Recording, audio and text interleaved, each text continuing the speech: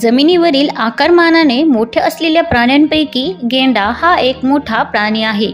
गेंडा हा स्तनी वर्गाच्या विषमखुरी गणातील प्राणी असून त्याला 3 खूर असतात। आफ्रिका, आग्नेय आशिया व आशियाच्या पूर्व किनाऱ्यालगतच्या मोठ्या बेटांवर हा प्राणी आढळतो। गेंड्याच्या फक्त 5 जाती आफ्रिकेत तर 3 जाती आशिया खंडात अस्तित्व टिकवून आहेत। आशिया खंडातील पश्चिम बंगाल, आसाम आणि नेपाळमध्ये आढळणारा मोठा भारतीय गेंडा व्हिनोसेरॉस युनिकॉर्निस या शास्त्रीय नावाने ओळखला जातो। सर्वात मोठ्या गेंड्यांपैकी हा एक आहे। भारतीय गेंड्यांची सरासरी लांबी 2 ते 4 मीटर आणि उंची 1.7 मीटर असते। त्याला एक शिंग असून ते 38 ते 41 सेंटीमीटर लांब असते। त्वचा जाड, केसविरहित व घड्या असलेली असते। कातडीवर अशा 3 मोठ्या घड्या असतात, त्या चिलखतासारख्या भासतात। गेंड्याचे शरीर मजबूत व अवजड असते। डोके आकाराने मोठे व त्यावर एकच शिंग असते। मान आखूड आणि पाय खांबासारखे जाड व आखूड असतात। 4ही पायांवर खुराने झाकलेली 3 बोटे असतात। केस फक्त बाह्यकर्णाच्या पाळीच्या काठावर असतात। शेपटी लहान असून तिच्या टोकाला राठ केस असतात। डोळे लहान असून दृष्टी अधू असते। कान आखूड व उभे असून श्रवणेंद्रिय आणि घ्राणेंद्रिय तीक्ष्ण असतात। गेंड्यांची मादी ही नरापेक्षा लहान असते। मादीला शिंग नसते।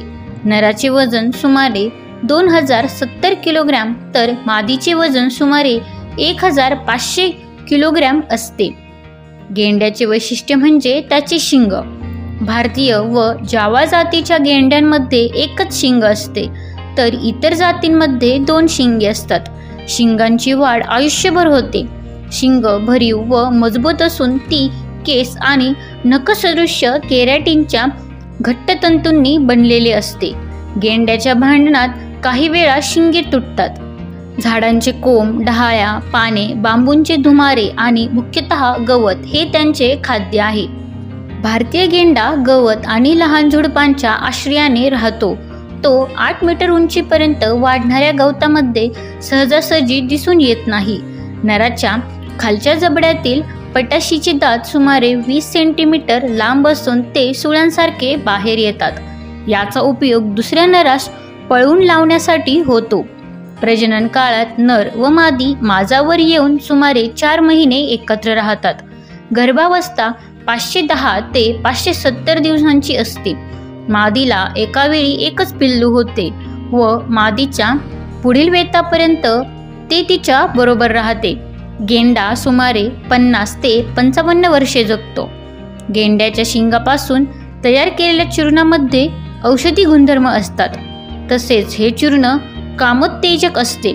अशा भ्रामक समजुतींमुळे गेंड्यांची मोठ्या प्रमाणावर शिकार होत आली आहे।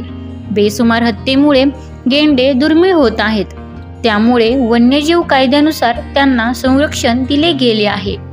मानस अभयारण्य, काझीरंगा अभयारण्य व नेपाळमधील चितवन राष्ट्रीय उद्यान अशी ठिकाणे गेंड्यांसाठी राखून ठेवली आहेत। भारतीय गेंड्याशिवाय जावा गेंडा, आशियाई 2 शिंगी गेंडा, आफ्रिकी काळा गेंडा आणि आफ्रिकी पांढरा गेंडा असे त्यांचे इतर प्रकार आहेत। धन्यवाद।